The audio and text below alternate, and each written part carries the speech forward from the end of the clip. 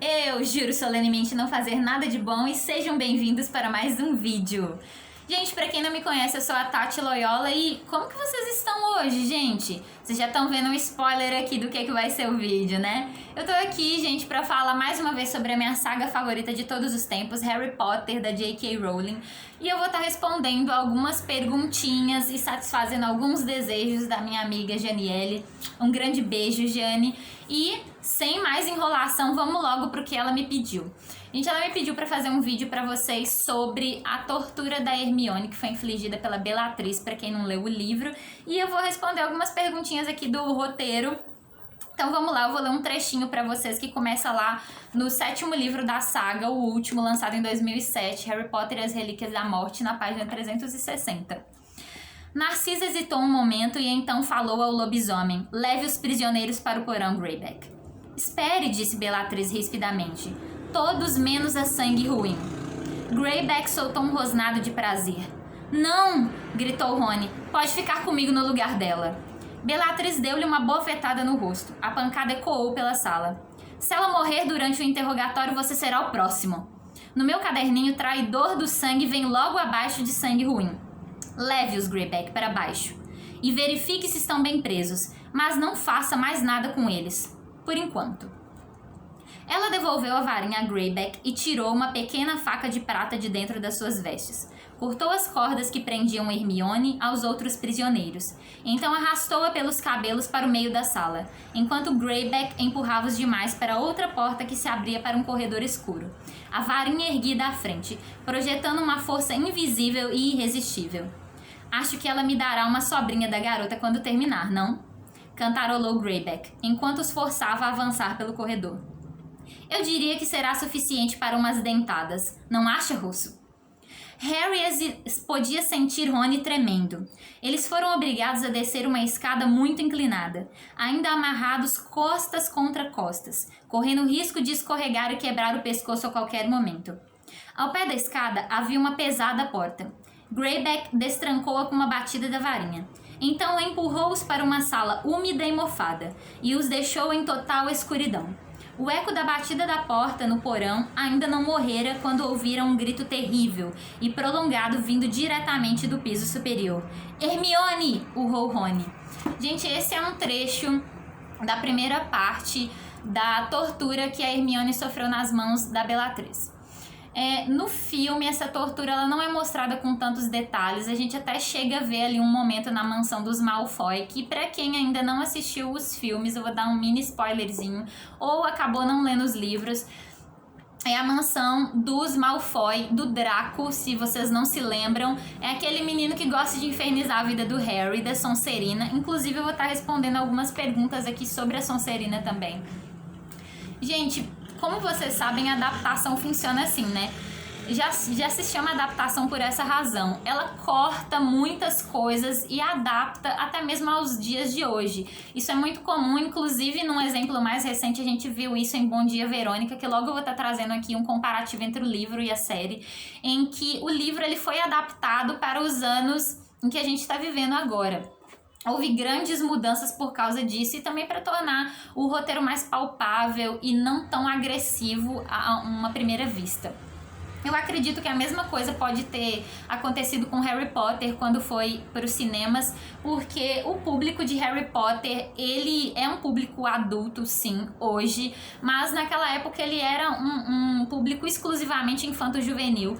Então, seriam cenas muito fortes, apesar de que em outros filmes, em outras adaptações do mesmo universo, você vê que eles não tiveram tanto cuidado assim. Eu posso trazer um vídeo pra vocês falando sobre essas cenas, que eu achei um pouquinho pesada pro universo infanto-juvenil da saga. Mas, gente, a tortura infligida pela Bellatrix pra Hermione, eu achei, assim, até mesmo pros livros um pouco pesada. Porque, pra quem não leu, não vai conseguir entender muito bem do que eu tô falando, mas existe um preconceito muito, muito forte dentro da saga Harry Potter com sangues ruins, que são as pessoas que eles não consideram obviamente de sangue puro, que não nasceram totalmente bruxas. No caso da Hermione, ela tem os dois, o pai e a mãe, trouxas. Então, ela foi assim uma pessoa extremamente condenada, que sofreu preconceitos enormes durante a saga, principalmente por parte do Draco, né, que ele não era flor que se cheira. Inclusive, ele teve ali um mini arco de redenção no finalzinho da saga.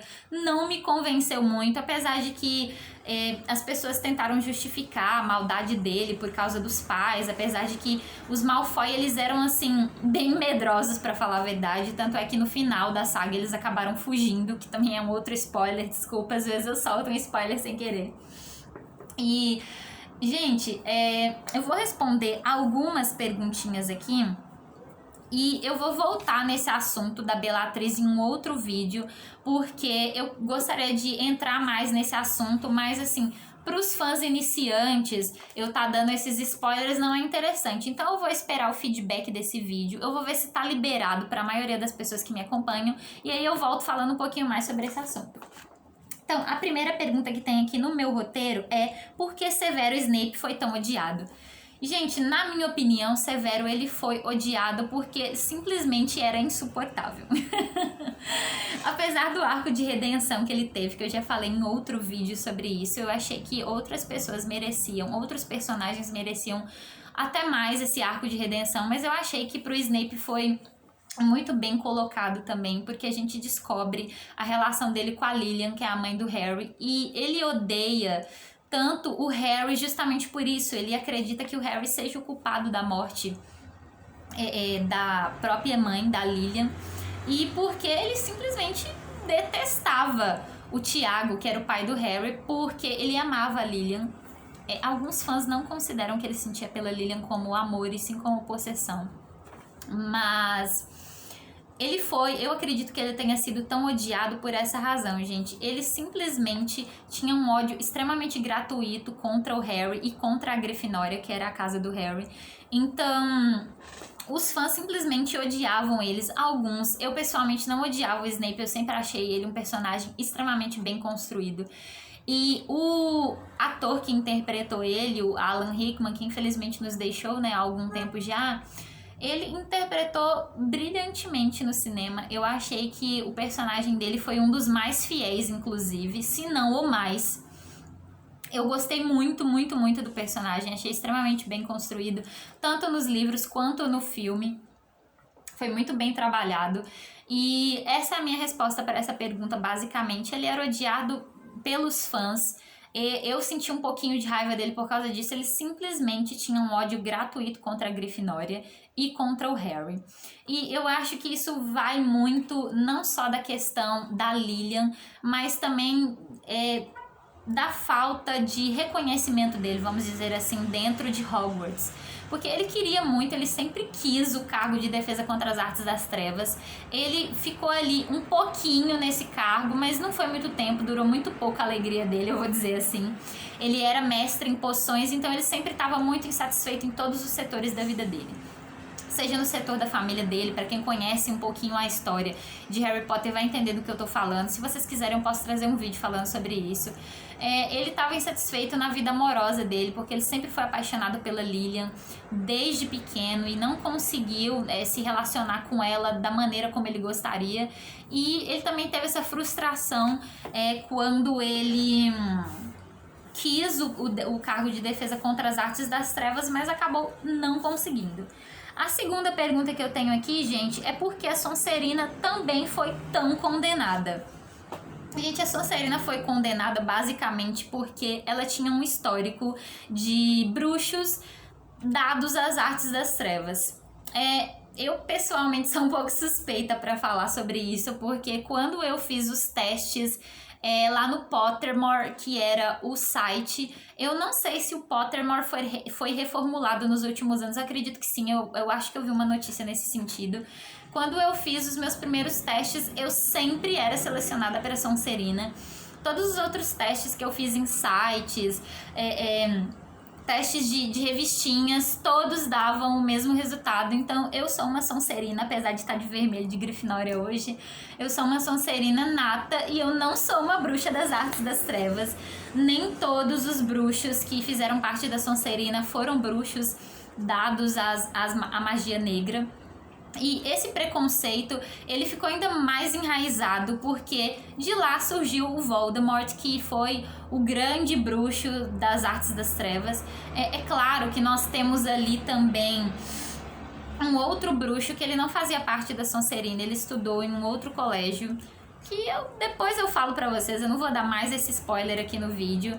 Ele é o grande rival do Dumbledore e ele também era um bruxo das artes das trevas, que também ele foi muito associado ao Voldemort, apesar de não ter nenhuma ligação. Eu acredito que as pessoas tenham feito essa associação errônea porque não leram o livro.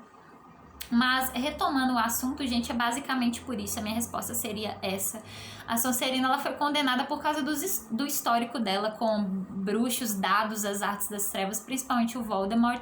E não é necessariamente assim, nem todos os bruxos selecionados para Sonserina se tornaram bruxos das trevas, comensais da morte. Eu, por exemplo, não sou. Eu sou uma bruxa boa. Então, essa seria a minha resposta. E o último tópico que eu deixei separado aqui hoje pra vocês é falar sobre o filme do Voldemort, que foi um fanfilme. Ele foi lançado, se eu não me engano, há 2 anos atrás. Eu assisti assim que lançou. Mês passado eu assisti ele de novo, porque sinceramente eu achei muito, muito bom. Apesar de não ter nenhum vínculo com a autora, nem com a Warner Bros. Ter sido extremamente um fanfilme realmente, com marcas de criação dos fãs, eu achei simplesmente maravilhoso. Aquela história toda em que mostra que o Voldemort teve sim vínculos, não genuínos, mas ele teve vínculos na sua estada em Hogwarts com as outras 3 casas. É óbvio que ele sempre se sentiu extremamente superior aos colegas dele, mas ainda assim ele teve um vínculo muito importante. Para quem assistiu o filme vai saber. E assim, eu fiquei muito, muito apaixonada. A minha única crítica ao filme foi não ter sido mais longo, é claro. E inclusive, gente, eu sempre associei desde o começo da minha leitura Harry Potter, assim, quando eu cheguei ali mais pra metade da saga, eu sempre associei o Voldemort às guerras mundiais que aconteceram no mundo. Agora a gente tá tendo uma nova franquia. Eu não sei se vocês todos que acompanham as notícias vão saber que é Animais Fantásticos. Inclusive, o 3º filme vai ser filmado uma parte aqui no Brasil. Eu estou extremamente ansiosa. Eu espero que eu possa estar no Rio de Janeiro quando isso acontecer. A pandemia jogou as filmagens, né, lá pra frente. Provavelmente o filme só vai ser lançado em 2022, porque existe todo um processo de edição, a manipulação de imagens, finalização do roteiro, que precisam ser feitos até que o filme seja lançado. Eu espero ver essa ligação do Voldemort com as guerras mundiais ali, basicamente no finalzinho. Eu acredito que vai aparecer bem no finalzinho do 5º filme, porque já foi anunciado que serão 5 filmes. Então, gente, pra mim o filme ele foi assim muito, muito, muito bom. Eu gostei bastante. Se a Jane ou algum de vocês que me acompanha quiserem uma análise mais detalhada, tanto de Relíquias da Morte quanto de algum ponto que tem aqui dentro específico que vocês queiram, ou mesmo do filme, deixem aqui nos comentários. Eu sei que eu tô enrolando vocês, é pra fazer mais vídeo mesmo, é pra produzir conteúdo, não fiquem chateados. E eu espero que vocês estejam todos bem, que vocês tenham um final de semana maravilhoso. Não se esqueçam, compartilhem esse vídeo caso vocês gostam, curtam, se inscrevam no canal e por favor comentem, porque o engajamento é muito importante. Fiquem com Deus e até a próxima. Um grande beijo. Tchau!